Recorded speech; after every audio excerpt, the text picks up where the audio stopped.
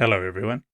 My name is Anthony. I would like to introduce you to my new YouTube channel, a channel that delves into the stories behind the news stories you see in the world today.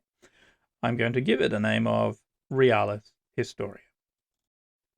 Now, the name Realis Historia, well, it's Latin and it means the real history or the real story, depending which way you translate it. Now, I'm not being pretentious in any way. It's just the real history or the real story was already taken by a lot of channels in English. So I went for something a little different.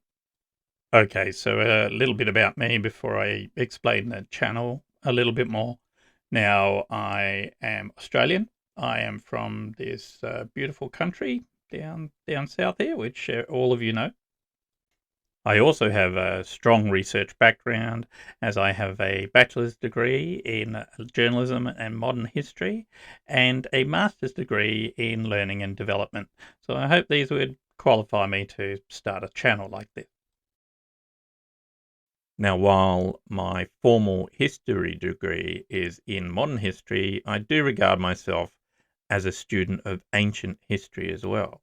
Now, on the topic of modern history, there is I think a bit of debate about when modern history actually started.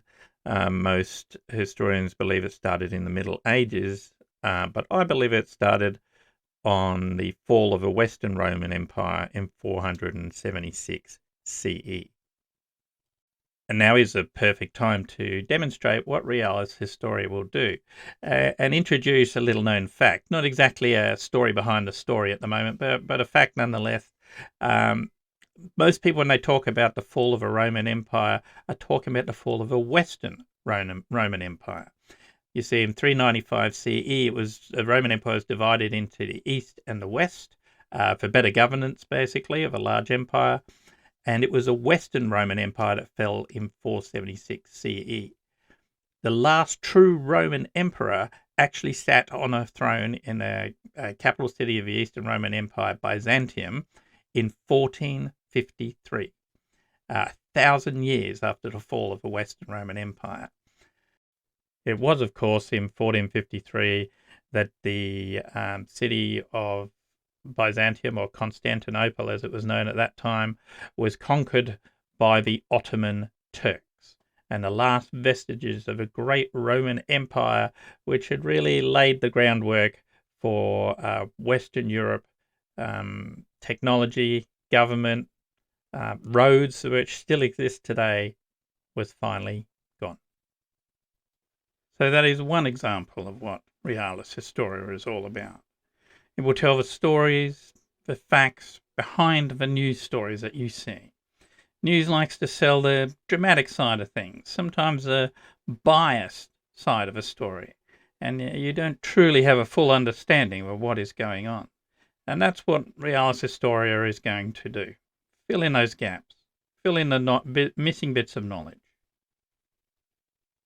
Okay, so we're almost there now for this introductory video, but I'm going to share two more bits of interesting behind-the-scenes stories for you. It will be quite entertaining, just to give you a bit more of an idea of what I'm going to be all about.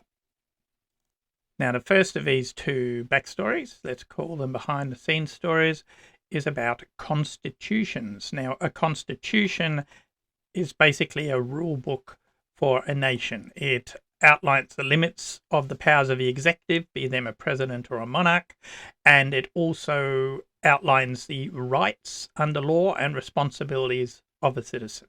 Now, the US Constitution was the first of the modern constitutions.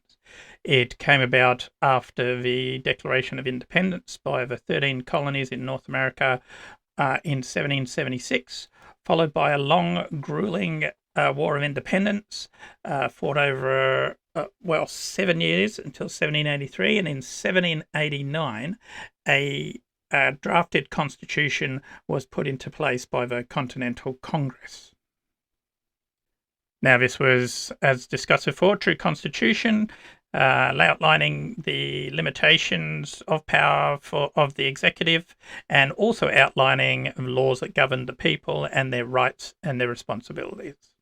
Now, the question is, Was this the first such document, or were there previous national constitutional documents?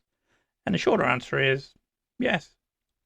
Over 550 years before the signing of the US Constitution, King John of England, King John of Robin Hood fame, was having trouble with some rebellious barons. Now, in order to bring them back into the fold, he agreed to the Magna Carta, or the Great Charter. Now, this Great Charter regulated the powers of the monarch.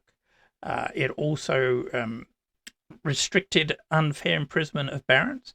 It calculated fair feudal taxes to be paid by the barons, and other quite modern contexts were covered. Basically, a code of laws.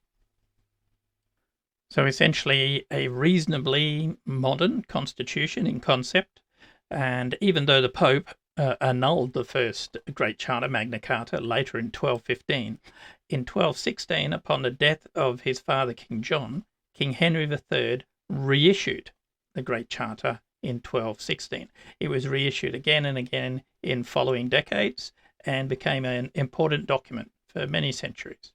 So there we are, constitutions. Is that the end of it? Well, actually, no. Let us travel back almost 3,000 years to a period of time, 1755 to 1750 BCE, when the king of Babylon, Hammurabi, issued what has become known as the Code of Hammurabi. Now, unlike the US Constitution and the Magna Carta, this constitution, primitive as it were, was not brought about through social upheaval. Hammurabi genuinely cared for his people and the rule of law. So he brought into place the Code of Hammurabi, which was penned over the period of 755 to 1750, and it included laws that governed people fairly. It included laws regarding the calculation of income taxes, where everybody stood within the law and their rights within the law. So essentially, a constitution. Way back, 3,000 years before the Magna Carta. So there you have it. Now, I hope you found it as interesting as I did, or perhaps I'm just a nerd.